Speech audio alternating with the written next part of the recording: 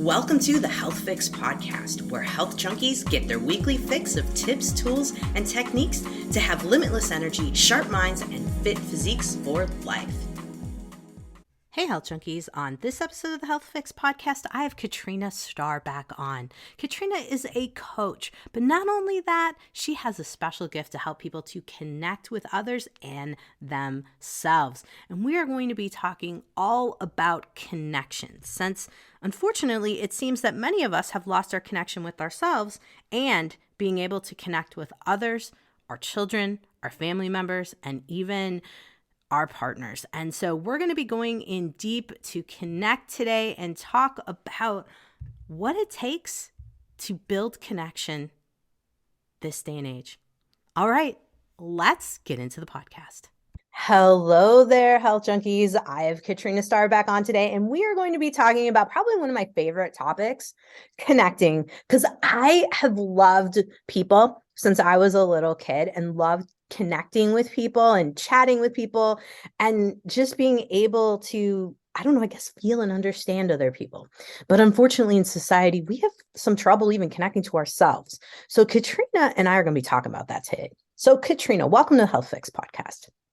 I'm so grateful to be here. Thank you so much for this warm welcome. No problem. So the heavy and the ever so evolving concept of connecting, because let's face it, if all of us kind of dive into ourselves, sometimes even our health issues can be not connecting to what's going on. And we're going to dive in, of course, and talk about something that you noticed with yourself and how it had to do a little bit with connection, but also different details in that department. Because so many people come to me as a doc and be like, Doc, I've got XYZ symptom and I've tried this and this and I've tried everything. And I'm like, have you tried connecting with yourself yet? And most people look at me and be like, deer in the headlights, like, oh no, what is she going to make me do? So let's talk a little bit about connecting and talk about it in terms, let's get your perspective on connecting, because I know we were talking about connecting to anyone, connecting to yourself, everything. So let's talk a little bit about it, because you are the expert. You've been doing this for years. Let's really talk about what is connection on like a very basic level. What is connection? I love this question. So connection, basically, the way that I see it, and I'm kind of into the places of understanding, energy. We are energy, right? We are moving energy. And basically connection is, how are we connecting our energy with others? How is that interaction? Is, interaction with a tree, with another person, interaction with our living space, interaction with our own body? How are we interacting and connecting, right? And there's this mutual reciprocity. It's the laws of the universe, right? Like, we are always giving and receiving energy. There's always connection. And anytime we believe that we're separate from this connection that we're always transmuting, connecting with, that's where I feel that anger, frustration, a lot of the separation comes in, and we're working under like illusions if we actually believe that we're not connected. Yeah. And that's the magic. That can be a place of deep exploration for us. I can think of not being connected and just thinking of like all the different problems it brings out. One, not feeling a part of the crowd, since we are kind of tribal people. We want to feel part of whatever movement or I'm thinking high school, grade school, like wanting to be part of the cool kids, that could be one thing, or not wanting to be part of the cool kids and wanting to be part of the other, groups in school. Then there's also the connection with, like, I think relationships, huge here, because I wonder if a lot of relationships break up because someone feels that they aren't connected to the other person. And maybe if there was more exploration, there could be that. Same thing goes with children too. I see lots of parents and mom-daughter situations. So we go through those teen years. There's some serious stuff going on there. So tell us a little bit, because I know you work with I know you've worked with men and their relationships with themselves. I know you've worked in different arenas. What group, like, I guess maybe what age group do we really start to feel connection? Do we start to feel it as we're babies and toddlers in that world? How do we develop this sense of like, are we connected? Are we not? My I'm kind of getting chills. My deep take on this is I feel as children, babies, infants, we understand separation. We start to learn where there's separation, right? Where maybe our needs weren't met, where we were dependent on the care of another, right? So we start to learn. I believe that we come into the world knowing that we're so connected, Right. knowing that there is no separation. I mean, we come from our mother, right? Like where there's the deepest place of connection. And we start to learn and get curious, I think, about the places where we start to believe, like inherently being shown, oh, you're separate from the other and your needs can't be met. And I think that a lot of the work that I've done for so many couples, individuals, is the places where they actually feel more alone when they're in a relationship than actually just being single, Mm-hmm. right? Where they actually feel so alone that they can't communicate, they don't know how to share, some of the deepest places of maybe their pain or their feelings of separation, right? They don't even know how. It's like a minefield of crazy landmines, right? Where there's like, okay, how do I even tackle the feeling that I'm in this relationship, but feel, I feel alone and Mm-hmm. disconnected, right? So I think us just being honest and accepting where we're at right here today in this moment, like that true acceptance helps us to start to connect. Makes sense. Makes It sense. helps us to start to go, okay, well, my needs aren't being met here, right? And that's where I'm feeling this place of separation, to start to accept that and then move into that and get curious about it. It seems that most people do the opposite. They don't get curious about it. They see it as like, I don't fit anymore. Now I need to find something else or the next best thing or something of that nature. I'm sure you find that to be true as well.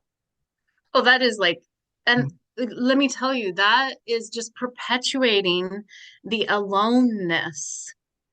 That's perpetuating this place of I'm too big. I have all these things, these secrets or this pain, or the other person has all this stuff and I don't want to go there with them, right? I don't want to unpack that stuff because that's scary. But the more the challenge is for, and I think a lot of us are very scared to go into those places because there is trauma, right? There is trauma bonding that can happen. And a lot of times, a lot of relationships out there are built on like quicksand. There's no depth. Mm. There's no roots and like these like deep rooted places to be able to sustain really meaningful conversations. And that's a lot of the work that I do, is to help create those roots, help everyone to see that they can have these deep, flourishing, healthy relationships. The fact that you said like a lot of relationships are built on quicksand makes me think, about a couple different things. One in particular is, when you're younger, you build relationships on kind of superficial stuff, right? You're like, we all like, I don't know why this is coming in my head, but My Little Ponies, right? I'm dating myself now. Um, or, and that would be a friend kind of situation. Or, in terms of a romantic relationship, maybe you both like playing softball on weekend nights or something, right? And that's where the beginning of that relationship is. Or you both like some sport of other, skiing, biking, whatever it may be. And then beyond that, it's like someone doesn't want to ski anymore, someone breaks their leg, something happens. And then that's what I've seen is folks be like, well, he doesn't ski anymore or he doesn't bike anymore, and so now we have nothing in common. And you go, oh, okay. So where do you start with folks to start exploring, like maybe you do have deeper connections, maybe you do have other things? What do you do first? What does someone do in that situation? So it's, this is the childlike place of our willingness to get curious. Hmm.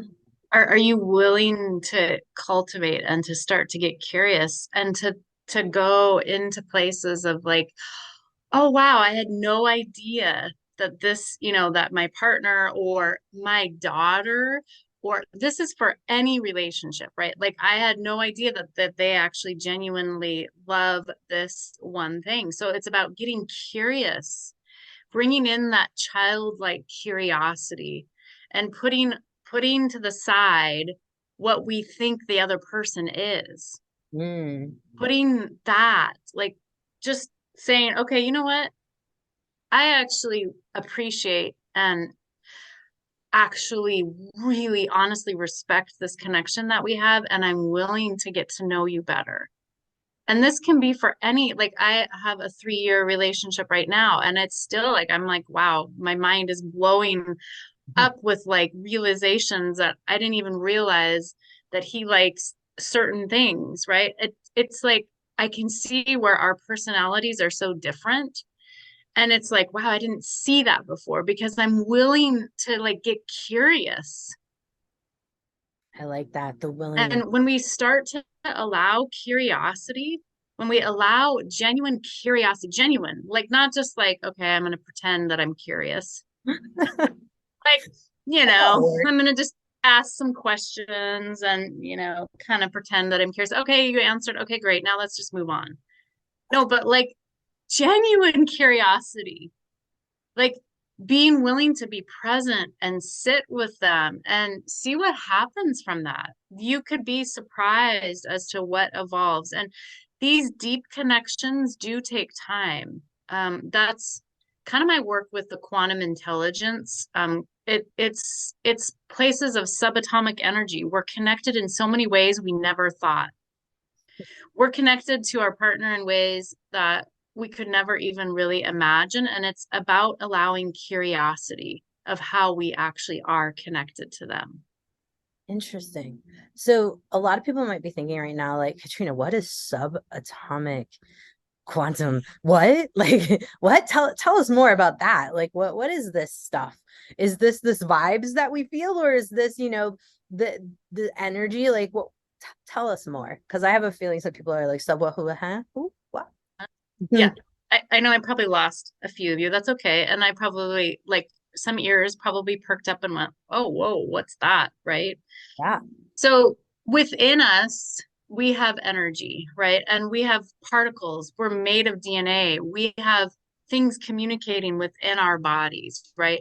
And the purest form of energy at its biggest form is subatomic. It's like the basis of our creation of our universe. It's inside of us, and it's also connected to everyone else. And that's like there's studies on this. Somebody could be moving through some really sticky places and trauma, and it actually is shown that it impacts people 3,000 miles away. There's tons of this places of, as we're evolving and saying, yes, I want to understand connection, Yeah. that that energy is real and it transmutes and it can show us. So basically, I don't want to get too sciencey, but it is real and it's energy. It's inside of us. And the more that we get curious about our interactions with others and how that ripples out into the bigness of this human existence, that's where like the mind-blowing connections happen. That's where we get to go, like our child, like I'm going to give an example. So my daughter, um uh when I was 3 years old, I had this balloon that I just like absolutely adored. It was like a Mickey Mouse big giant balloon, and it popped, and it was kind of really devastating for me. But when my daughter was 6, she drew that balloon at the beach. She had no idea. Like when I saw that, I knew that that was the balloon that had such an imprint in my childhood of like loss. Like I felt disconnection from that, right? Like I lost this amazing balloon. And yet many, many years later, she just drew this picture, right? And it just came up and I was like, "Oh my, I felt seen and acknowledged and heard by my daughter who wasn't even around for that experience." My goodness. My goodness.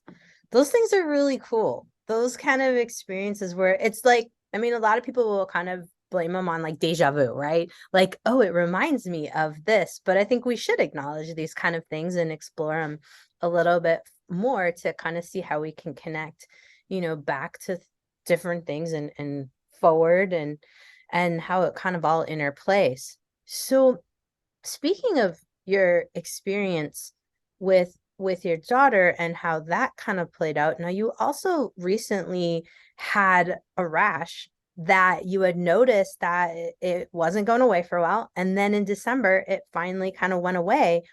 And I'm really curious to hear a little more about that in terms of, was it similar in terms of a loss situation? Was it a different kind of thing? I'm gonna let you take over and give us a little background on that, because I think for a lot of people who are listening, we've all been programmed to think that if something shows up in our body, we go to a doctor, the doctor fixes it.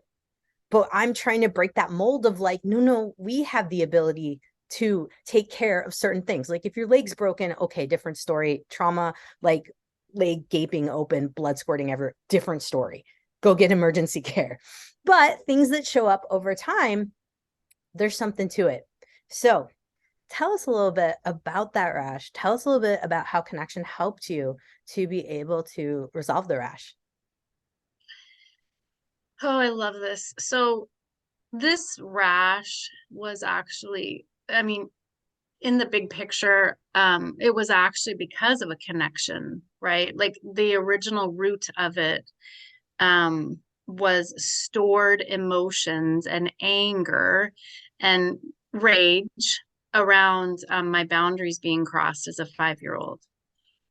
So that energy, as a child, when we have our boundaries crossed or things happen for us, right? That energy can be stored in our body, and it can show up later in our adult life as rash. Rash is a signal of the boundaries being crossed.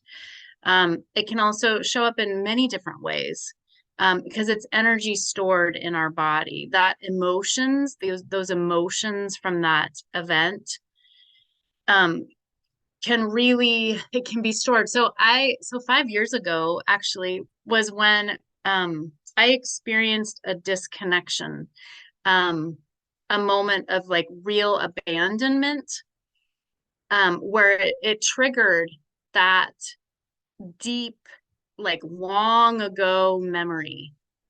And so this rash showed up. It was really itchy. I had to take Benadryl. And then I finally came to see you, right? And I was like, this rash is making me crazy. I don't let, and there wasn't anything really to solve. I just kind of went through the emotional, addressed some of the places of trauma for myself, right? And started doing a lot of work around it for getting lots of support. And then it only went up though to like the rash was just on my arms and legs.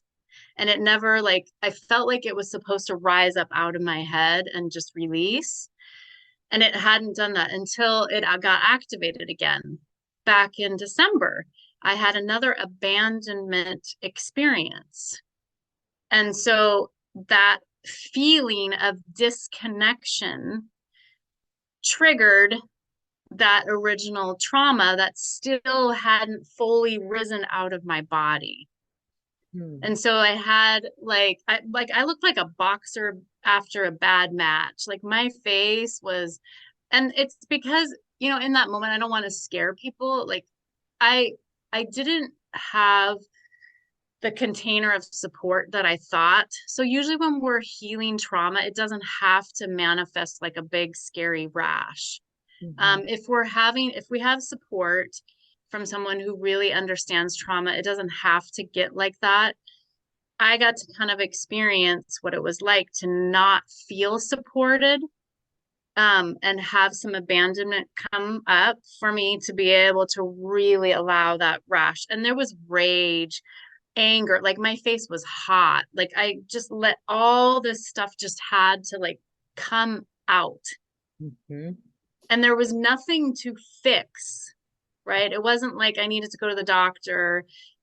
It wasn't a medical emergency. It was just that all this stored energy that I had, it had built up, and it created this belief that I was disconnected from all of this. Like it was hard for me to accept this rage and anger as a 5-year-old. What is a 5-year-old going to do with that? It's You impossible. know, Yeah. right? So I get to, so this is the call, I think, for all of us is to start to feel more comfortable with all of the range of our emotions. And what I've learned is that I'm not disconnected from anger. I'm not disconnected from shame. I'm not disconnected from all of these things that are our human experience. And yes, I get to experience love and joy and bliss, but that's not the perpetual state. Like we are here to experience the full range of emotions and to be able to be supported and not disconnected from those. So that's kind of the take on what happened for me with a physical symptom that showed up, released, and is continuing to show me where I can continually move into places of connection, where I can go deeper into myself and connect with myself, where I can go deeper into my relationship with my partner, with my kids, where I can continue to just say, yes, yes, I want connection. Yes, I desire more of that. It's so fascinating how our bodies have to come to a point like that where it you can get the raging rash, right? That it's like, hello, I need something here. It's wild. It's wild. And I think a lot of people at this point would be thinking like, okay, how do I know, the difference between an emotional type of situation and a physical like there's a bug in the body causing a rash. And obviously, both of us would agree that it's best to at least consult a doctor.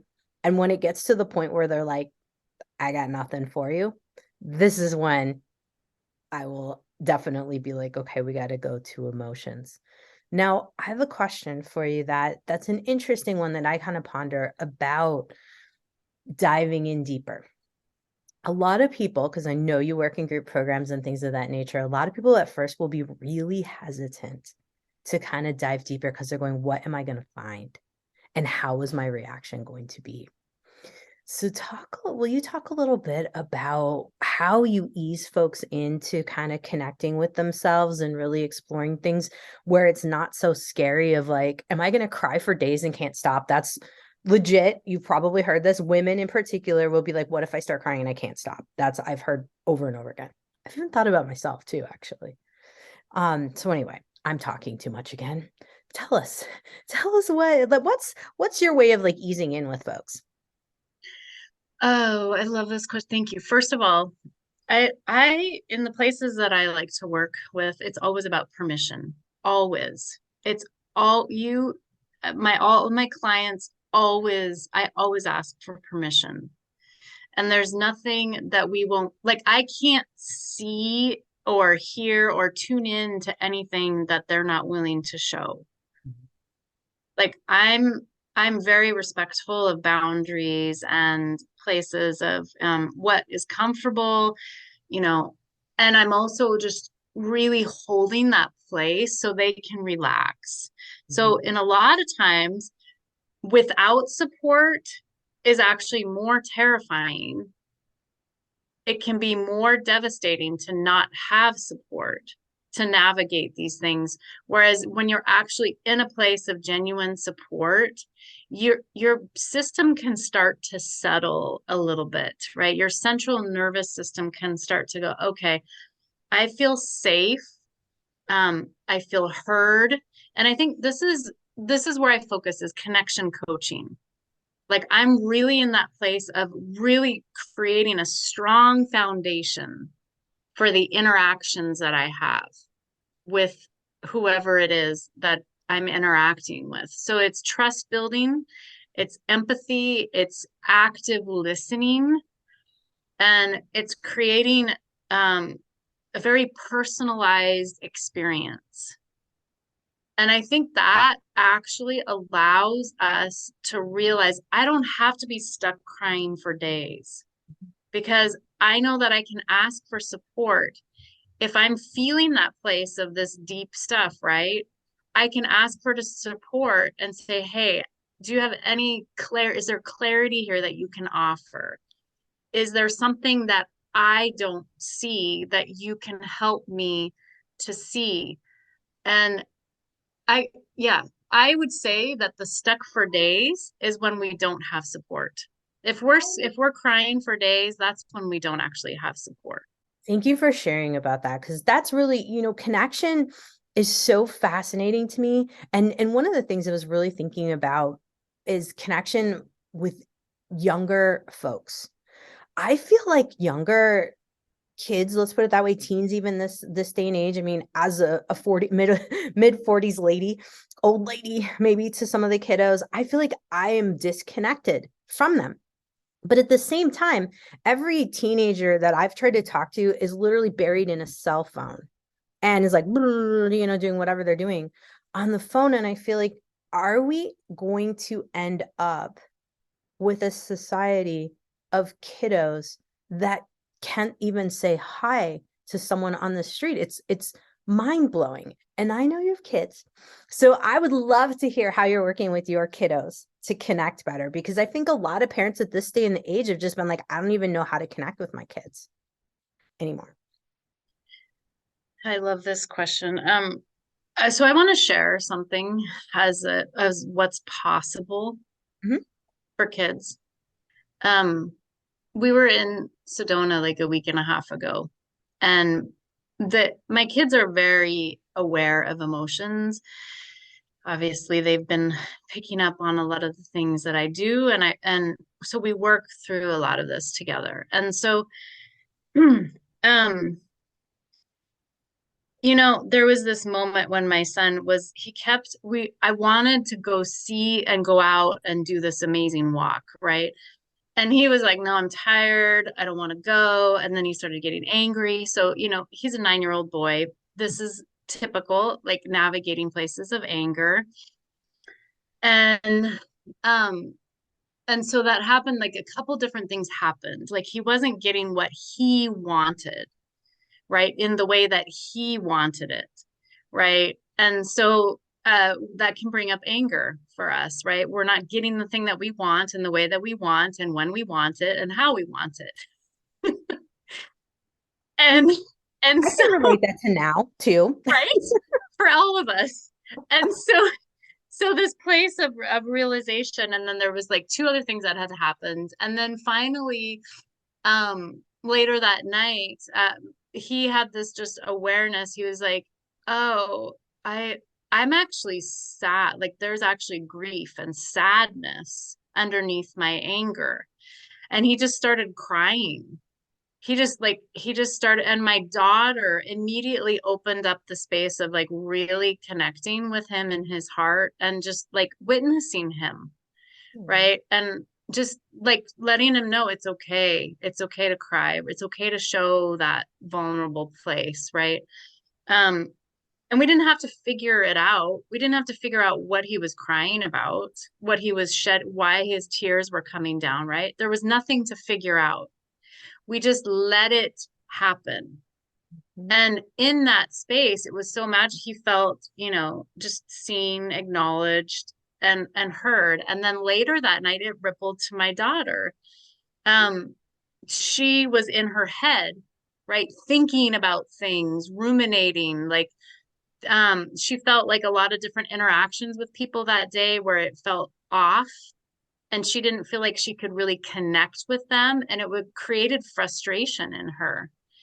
And then she ended up getting coached by my son. My son was like, well, how do you feel?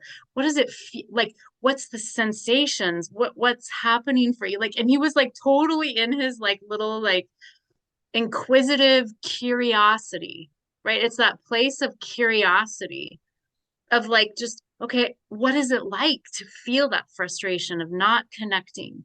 You know, what like he just kept on asking, and it was like a half hour and it was getting late, and he's like, okay, mom, now it's your turn. And he would like he'd like take like a 2 minute break, and then he would come back on, and he wanted to be there for my daughter. And then, as it just evolved, we kind of all just got quiet, and then she just started crying.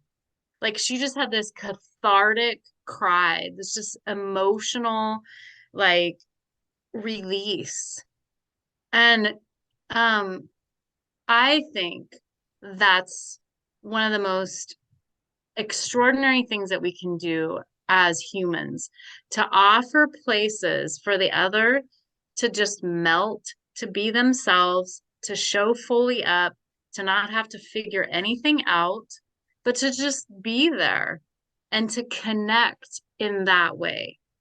Right. And I think that the disconnection that we see with kids is a lot of it, there's not safe places. They haven't felt really safe in allowing connections. And that depth, that experience, that depth hasn't been shown to them. Mm-hmm.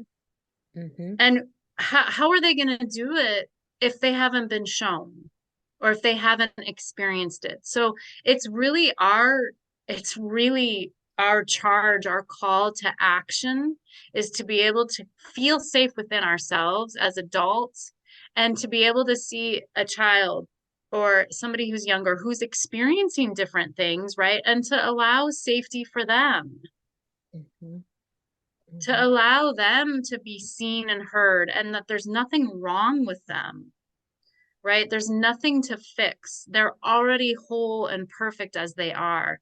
And they get to be expressive. And maybe there's some places of support that they need, and being able to navigate anger and grief, and, to understand those things, as we all do.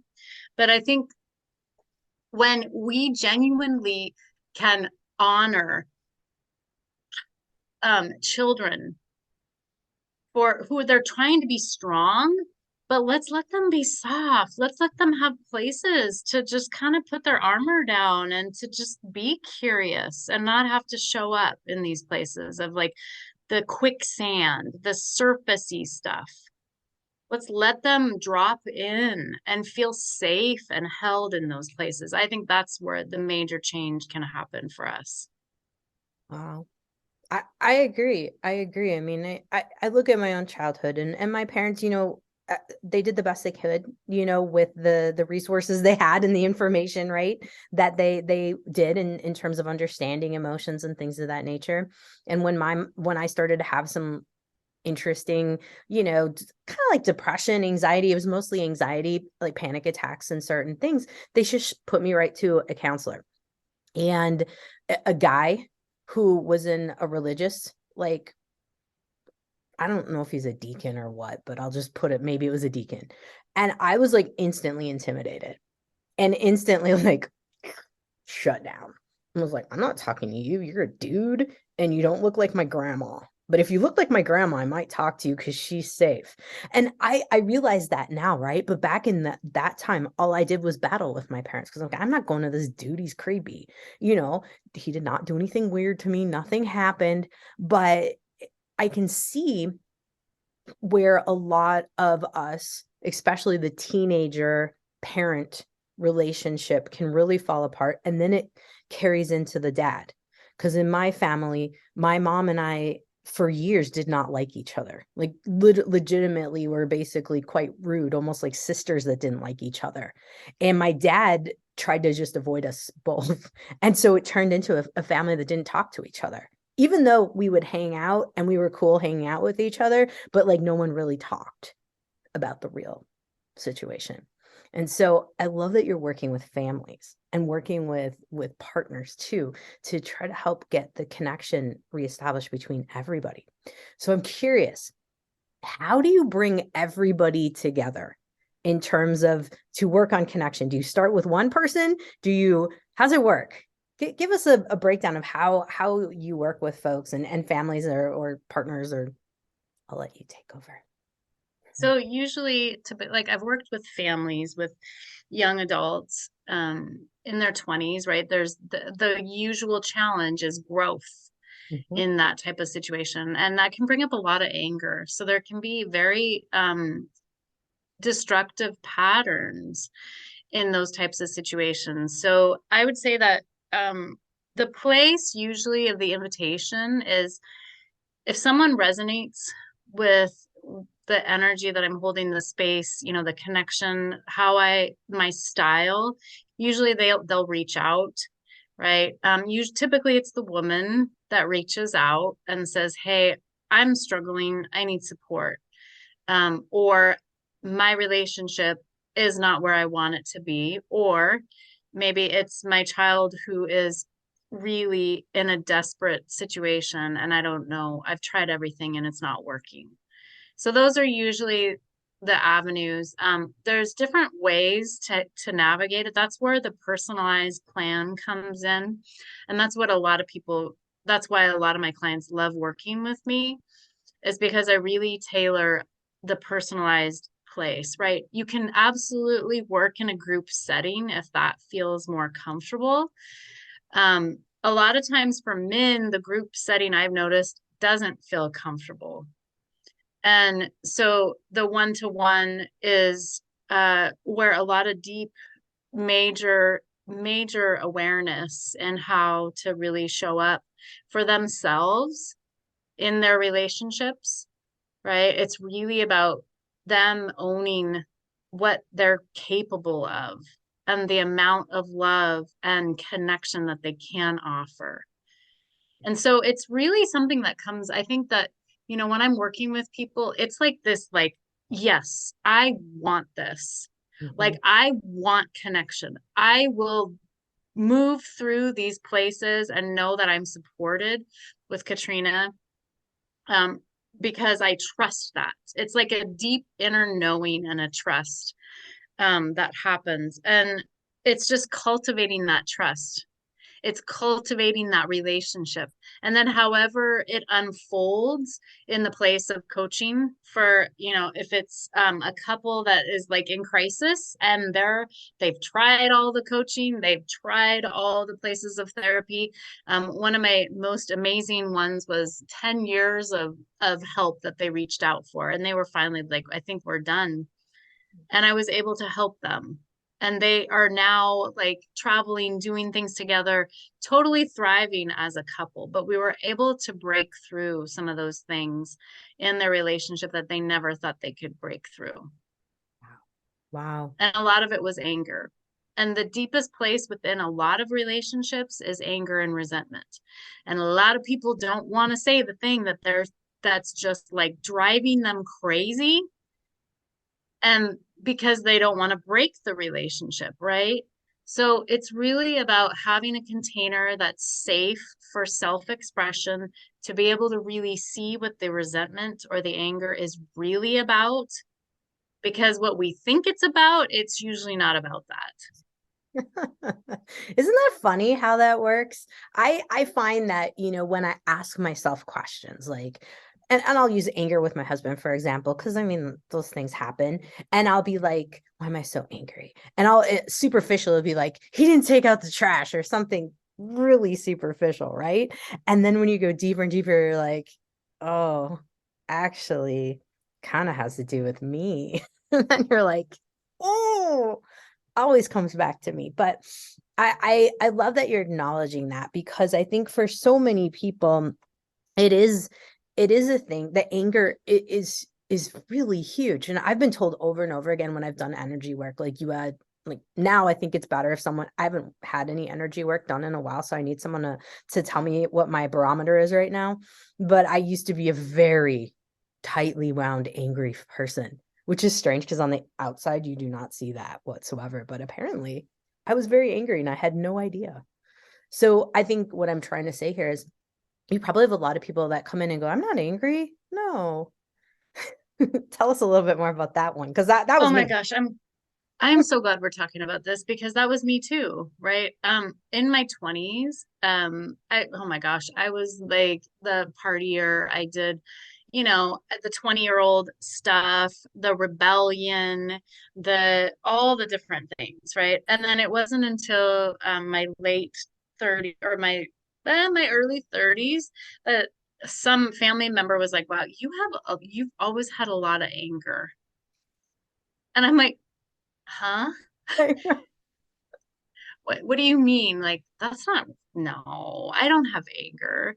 Right. And then it was like, I started writing. I started like really allowing things. My mom passed. Um, she passed of cancer. And like all this stuff started coming out. I was like, wow, I actually have a ton of anger. And but you would never think that. Like, oh, Katrina, she's just joyful and da da da da da. Like, why would she be angry, right? But in reality, there is um see, that's where we're disconnected Mhm. because as children, we said no. It's not safe to be angry. It's not safe to experience anger. We're being shown by our adults, our parents, our teachers, whoever, that your anger is not acceptable. It's not okay to be angry, right? So then we put on a false presentation to the world, oh, well, you're right. I don't have anger. That's not really what I'm feeling. That's not what I'm experiencing. So you're right. So the unraveling of that um, is beautiful. And I just want to share that with anyone who's listening. If you feel, there's all these disconnection in your relationships. Anger is not really a part of it, but there's like a feeling of loneliness, isolation. You're not feeling the full expression of what is available. Like we all know those moments of love when we feel connection within ourselves or when we're feeling it with another person, we know what's available. So if you're feeling that, I usually it's about anger, but I'm not going to say, oh, you have anger. Right. Like instantly, you're like, I don't have anger.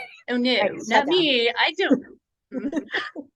Don't tell me I have anger. So it's a tricky, it's a beautiful, it's about getting curious and just going, oh, I can kind of start to get curious about, maybe there is some anger here. Mhm. Hmm, maybe actually there is some resentment. And that resentment is actually what's why my marriage is at the verge of divorce. Maybe this resentment is why I am not showing up as a parent to my 12-year-old like I know I can. Mhm. Because maybe there's resentment of not really wanting a child. I mean, there's deep stuff here, right? Deep, deep stuff for us to just honor and get curious about. I love talking about the deep stuff. And I know that a lot of people look at it and they go, well, maybe I don't want to go that deep. Like, because then what do I discover? And then what happens to my life when I go deeper? And I myself was one of those people that was like, I'm very superficial. We're not going deep. Nope, not going there. But then it was like, holy cow, like there's a whole nother side of life once you go in there and you feel a lot more free. So I'd love for you to explain or chat a little bit if you've got an example of someone who was like, I want the help, but I don't want the help because I'm afraid of going super, super deep and kind of, I don't know, let's talk about deep, like going in deep. What are the benefits? That's what I'm getting at. The benefits from going deeper. What kind of things might someone experience once they go in, they reconnect at a very deep level? What kind of things might show up for them then? Oh my gosh, they don't have to have these masks. Mm. The masks that we put on, the masks of the superficial, and also the health implications, the burdens of showing up a certain way that's really not how you really are, that's like a heavy weight that impacts you. It's like a pushing down. It's physical. Like if you feel tired and fatigued in your shoulders and arms, majority of my clients all have back pain. They all have like I actually had a bladder. I thought I was getting it's a interstitial cystitis, which is an inflamed bladder. And that showed up when there was actually betrayals in my marriage that I wasn't aware of. I didn't know why that was showing up for me. Mm-hmm. So when we have physical ailments that are unusual, or if we're experiencing stress and overwhelm and anxiety and depression and anger, if we're in those places, the advantage of going with a guide with support is that you can help to shift that. It can actually release, and there can be places of freedom within yourself to feel like you can express and speak exactly what you mean, and for it to be received by the other person. That is freedom, for us to be able to say exactly what we mean and to feel safe in that expression, and then for the other person to actually be able to receive that. That's the deep work that I do with couples, is for them to be able to express and share and learn how to navigate their own triggers, right? Like this person just said, okay, I'm not happy with whatever this is, and then for the other person to be able to receive that and not make it about them, right? So we're not always projecting and going into these places with each other, where it is a real surface level. And that depth, what happens is it's like playing in the mud.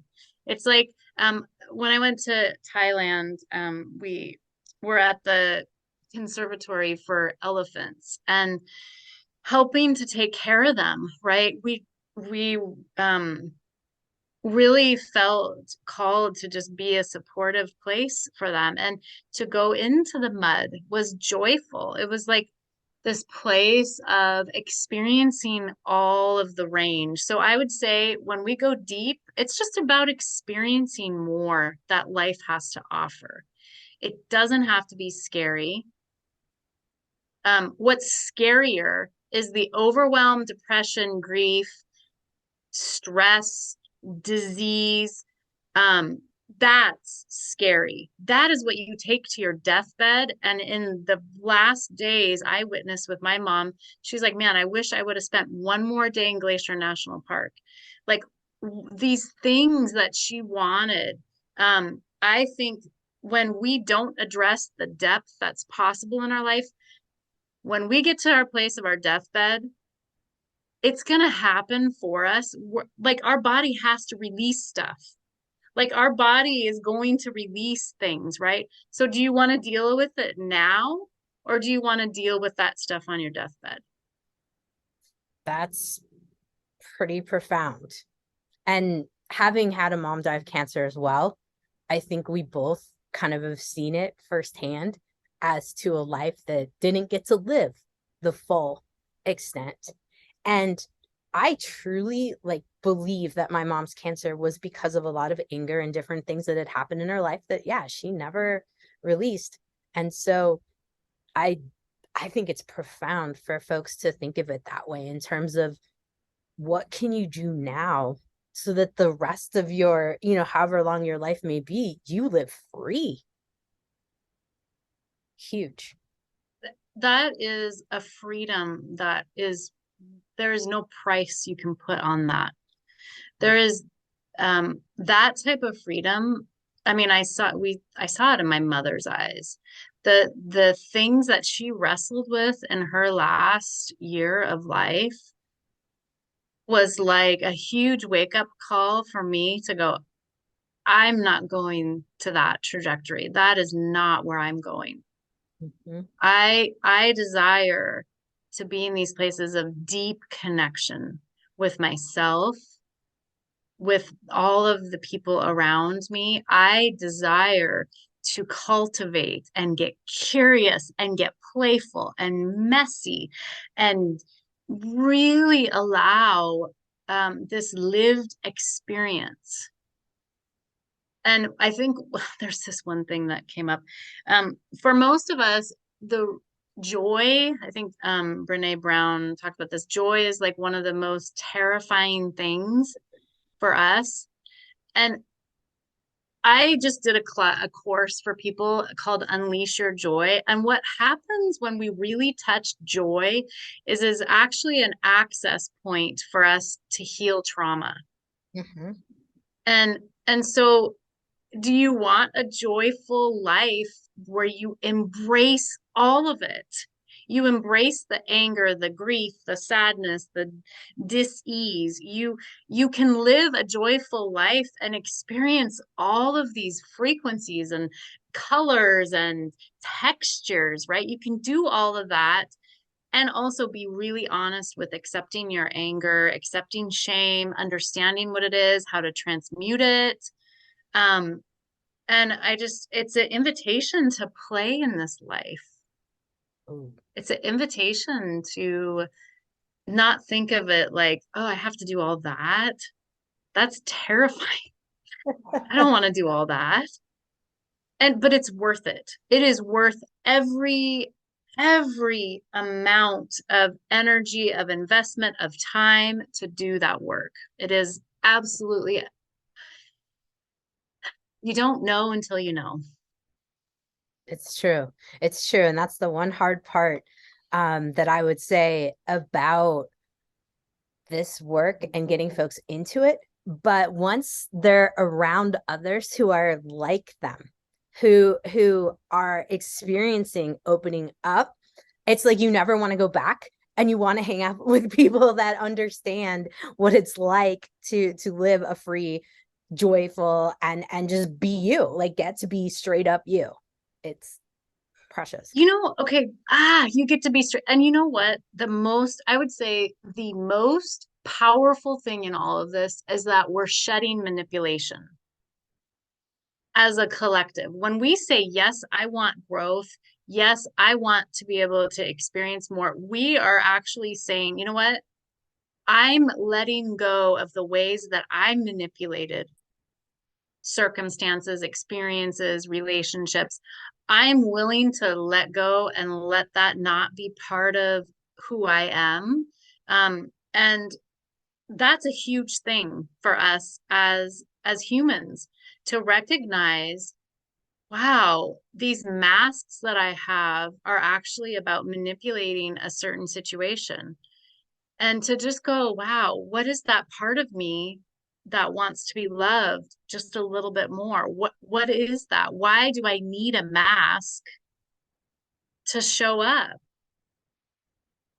And the most insane, like I just had a session with a client last night. The place of the deepest burden and stress and pressure is from ourselves. Yep. It's from ourselves. We are doing it to ourselves. It's not the other person. It's not your position in your career. It is, we're doing it to ourselves, and we're manipulating ourselves. Manipulation is such a powerful word, right? Like, wow, I'm manipulating. I'm showing up in a certain way to try to get what I want.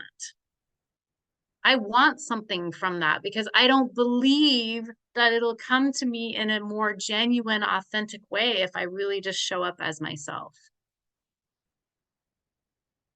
And that's the medicine, right?